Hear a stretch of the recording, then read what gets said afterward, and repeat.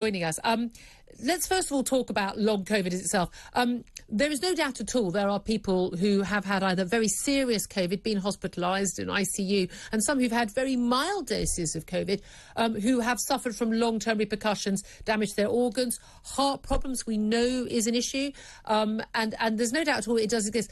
But when we talk about long COVID, we also include people who've, not got their full sense of smell or taste back, or people who feel a bit fatigued as opposed to sort of chronically fatigued. How do we know if someone is suffering from long COVID when a lot of these, this data is, the official data estimates 2 million people are experiencing long COVID, but it's a question, do you think you're suffering from long COVID? And people say, yes, I do. I mean, that's not science. No, of course not, Julia. That is not science.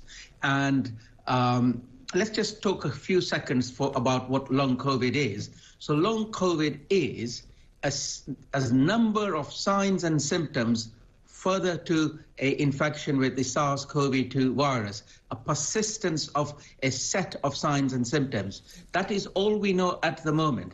Some of these signs and symptoms, unfortunately, tragically, will be forever. Yeah. So, for example, if you have got a seriously fibrosed, damaged lung, it is not suddenly, miraculously going to recover. The other things are that we're learning that this SARS-CoV-2 virus may be a superantigen. In other words, it comes, it goes, but when it comes in some people, as you said, whether they had mild or serious illness, it's not irrelevant, mm-hmm. But it leaves their body then carrying on doing the damage. Yeah. In other words, a super immune response to the arrival of that virus, and then that damage goes on. We don't really have a defined test or a defined set of signs and symptoms which then says you've got long COVID. So yes, we've got to do more research to find out exactly how do you define it, rather than a series of signs and symptoms, and then what do you do? Well, indeed, and there were some surveys asking people about various symptoms, because often it's like, are you suffering from any or a collection of various symptoms? And they range from, loss of sense of smell, and I lost mine, sense of smell and taste, for pretty much a year. It took a very long time to come back after I caught it in March 2020. Didn't have that issue at all when I got Omicron at the beginning of this year. But certainly really great fatigue for weeks on end that I certainly felt. But some people, again, we know, chronically, perfectly healthy people who are chronically affected. But when they did surveys asking people, do you have any of these symptoms, they found that in the general population of people who had very much a view that they had not had COVID and never tested positive for it, they had exactly the same percentage of people claiming to feel that way. A lot of people think this is just how people feel a lot of the time. People feel tired. And when I looked at some of the symptoms in one of the surveys, and I thought, I'm in my 50s, I feel like that every day.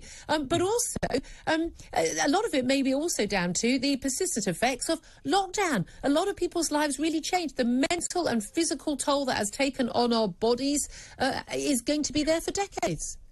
I totally agree with you. And to disentangle from this fog of vague signs and symptoms as to this is really long COVID, very difficult. You're reminding me, as you were saying, so when I was a young GP, we had this thing called ME arrive.